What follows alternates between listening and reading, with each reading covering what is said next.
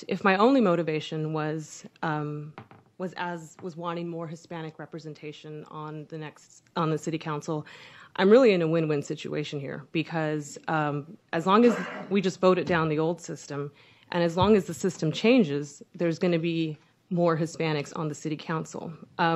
But that is not my only motivation. The other motivation is just being a resident and your average Jane Smith Austinite. And I really do believe that the 10-1 is the best system, and it's the fairest system for equal representation, and not equal representation as far as who's represented, what their surname is, as far as just your average citizen being fairly represented. And I have a couple of issues with these at-large positions. The first being, we've all done our research on this issue, and so have I, and that these at-large positions basically become a mayor-in-waiting position, and so you have these positions where whoever gets that position is already probably going to be the next mayor. So there's this inherent power imbalance. Even though that at-large position only gets one vote, there's still an inherent power imbalance with these at-large seats.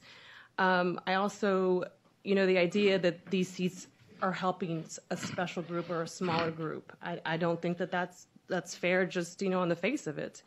And then my biggest issue with this is it's this idea that we need these at-large seats. It's kind of patronizing in a way, and I don't mean this that this is the message that's trying to be sent with when I hear we need those at-large seats that are able to grasp the larger issues. But this is the message that's being received, as far as I'm concerned, and as far as people that I've spoken to, and that's one of, okay, you want your little district seats, we'll give you those district seats, but let's save some seats for the smart people and for the ones who really grasp the big issues. And I'm pretty sure that somebody from my part of town that lives in my area is able to grasp the larger issues. And so that's my issue with these at-large positions. And then there was another gentleman, the meeting before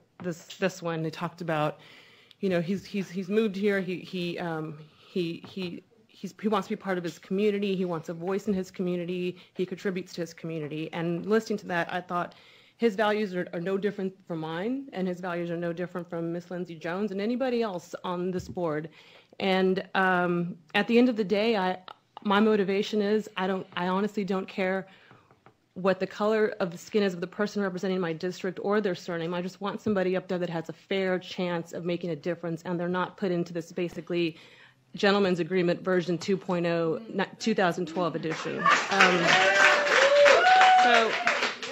And I don't have any, Dr. McGee, I don't have any specific data to support that, but I will go back to the hours and hours of public testimony of people from all walks of life and all over the city who have said we want a 10-1. And I hope we don't send the message of thank you for your input, but we know what's best for you. I hope we can send a united message that really changes the system.